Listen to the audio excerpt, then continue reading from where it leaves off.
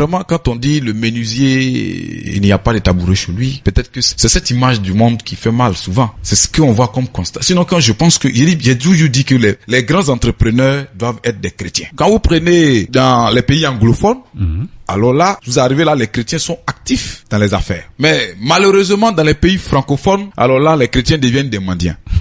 Pourtant, c'est les chrétiens qui ont tout ce qu'il faut. C'est dans la Bible que se trouve que celui de la loi ne s'éloigne point de ta bouche, médite le jour et nuit, agis conformément à ses règles, et c'est ainsi que tu réussiras dans tout ce que tu entreprendras. C'est dans la même Bible qu'il est écrit, il est dit à Josué, prends courage et va conquérir le territoire que j'ai donné à tes ancêtres. Vaillant héros, n'aie pas peur, n'aie pas de crainte. C'est dans la Bible, il y a tout ça. Donc la Bible même est un puissant livre de développement personnel. Donc aucun chrétien ne devait échouer même, je veux dire, ne devait considérer une chute comme un échec. Parce qu'une chute n'est pas un échec. On peut chuter mais pas échouer. Donc j'aime pas le mot échouer. Juste on marque des pauses, c'est tout. Pour réfléchir, sinon il n'y a pas d'échec. Vous comprenez? Donc les chrétiens devaient plus investir. Et puis en plus encore, c'est aux chrétiens qu'on enseigne l'amour du prochain. Bon, je vous ai dit dans la définition qu'une entreprise doit être basée sur l'amour du prochain. Parce qu'une entreprise qui est de Dieu, elle se reconnaît par sa manière de s'occuper de l'être humain. Vous comprenez bien? Mais si aujourd'hui vous laissez les inconvertis prendre le devant de l'entreprise, ne vous étonnez pas que aujourd'hui pour de l'argent, on puisse sacrifier l'être humain. Ne vous étonnez pas. Je dis les chrétiens, on passe du temps à décrier, mais nous ne sommes pas faits pour décrier. Le Seigneur ne nous a pas dit, nous sommes faits pour décrier. Il dit, nous sommes le sel de la terre.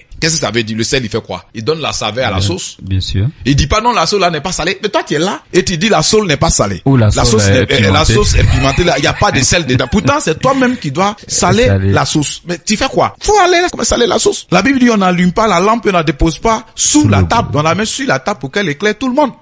Alors, si nous pensons que nous adorons le vrai Dieu, si nous pensons que nous sommes capables de changer quelque chose dans le monde, alors c'est maintenant. Le changement, c'est à tout niveau. Vous comprenez? C'est à tout niveau. Ce n'est pas seulement disant aux gens le paradis à longueur de journée. Mais le gars, il n'est jamais mort pour aller voir là-bas. Il peut pas croire à tout ce que tu lui dis. Mais il faut que tu montes d'abord ici-bas quand même un petit exemple. Il te croira pour ce qu'il n'a pas vu. C'est pourquoi même Jésus-Christ, il parlait, mais par moments, il concrétisait ce qu'il disait. Parce qu'il savait que la foi n'a que sa plénitude lorsque elle se matérialise. Sinon, une foi racontée est une foi vaine. C'est pourquoi l'apôtre Paul disait, montre-moi ta foi sans les œuvres et moi je te montrerai ma foi avec les œuvres à l'appui. Car la foi sans les œuvres est une foi morte.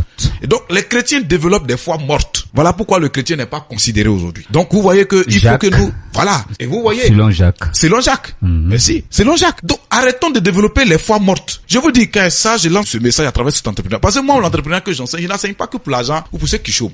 Au fait, c'est une manière pour moi de servir Dieu, de ramener les enfants de Dieu à l'ordre. Pour dire, le monde a besoin de nous. Regardez comment le monde va dans la déchéance. Regardez comment l'ignominie, toutes ces choses s'est développées dans ces derniers temps. Mais les chrétiens, où sommes-nous? Nos lampes ne luisent pas. Mais donc, c'est clair. Tout le monde vit dans l'obscurité. Je vous dis, si on fait pas attention, on a oublié de se mouler dans le même moule. Parce que, écoutez, donc, je pense que, au lieu de rester là à décrire à longueur de journée, Dieu nous a appelés pour que nous puissions prendre les choses en main. Être pratique. Être sur le terrain. C'est tout. Au lieu de faire des jeûnes et prières pour des chefs d'État qui ne craignent pas Dieu, je pense que le chrétien lui-même s'il devient chef d'État n'a pas besoin de jeûner et prières. Non. Tu ne fais qu'appliquer ce que la parole de Dieu te dit. Parce que c'est parce qu'ils sont au pouvoir qu'ils nous font accepter des choses qui vont contre les lois de notre religion. Vous comprenez? Et les lois divines, je ne dirais même pas seulement de notre religion, mais des lois divines. Vous voyez qu'aujourd'hui, on se fait la campagne de l'homosexualité. Vous voyez? Et ça, des chrétiens sont là, on croise les bras. Pourquoi tu n'es pas mère? Si tu es mère, moi je suis chrétien mère, moi je vais jamais accepter de marier deux personnes de même sexe. Parce que la parole de Dieu défend cela. Mais vous et moi, en KS, on a quel pouvoir? Rien. On a aucun pouvoir. Voilà, donc le chrétien n'est qu'un grand chef au pied d'Agile. Voilà. Mais il faudrait que nous ajoutons l'acte à la parole. C'est ce qui peut nous sauver. Et commençons par l'entrepreneuriat. Créons des entreprises sociales, créons des entreprises pour promouvoir l'amour du prochain. Et c'est sur nous que le monde doit copier et non nous qui devons faire le contraire. Voilà, nous sommes toujours dans notre thème qui peut entreprendre. On a dit que tout le monde, et on est en train de voir des entités. Est-ce que l'adolescent peut entreprendre ou est-ce qu'il doit être entraîné à l'entrepreneuriat, un enfant de 15 ans ou 16 ans? Oui, merci beaucoup, c'est une très belle question. Quand j'ai dit tout à l'heure que tout le monde peut entreprendre, tout le monde peut créer une entreprise. D'abord, pour créer une entreprise, il faut quand même une certaine maturité. Bien parce sûr. qu'il y a la gestion aussi, comme on va voir, la technicité qui est là. Okay. Donc, il faut au moins 15 ans et plus. Voilà, on peut créer une entreprise.